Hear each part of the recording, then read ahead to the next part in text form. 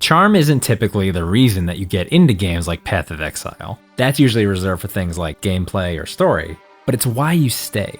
The little things that make you really fall in love with the game. And I love things like how the tunnels in the first cave are extremely narrow. Lots of games shy away from showing negative space, but it works in their favor to create an atmosphere. It's easy to focus on enemies coming from just one direction. It's hard to realize that you've only got one way out. I love the dynamic in the cave setting being really immersive when you're playing alone, but comically inconvenient when you're playing with friends.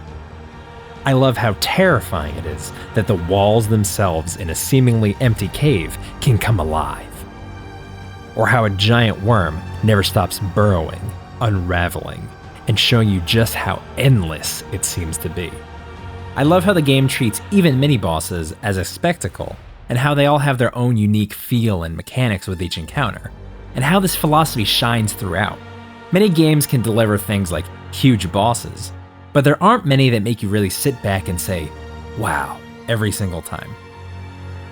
I love how particular enemies, like insects or frenzied cultists, swarm and surround you, making it so if you have the misfortune of getting caught, you can't escape. The cultist village makes this distinctively maddening, yet visually very impressive in its vertical nature, and it's sometimes hard to keep track of where to go when you're constantly getting swarmed. I love how simple enemy designs, like shielded enemies, are effective in how they make you change your rhythm in approaching an encounter. Yet they don't seem forced for the sake of gameplay, but rather that they fit into the world. Like how these bird enemies have a real weight to their movement, and that they can't stop on a dime and change directions. I love that the trees are organized deliberately, and you have to weave around them, like walking in a real forest. I love being able to overlay the map over the middle of the screen. I love the Crowbell, an enemy whose name suddenly makes sense as you're fighting him.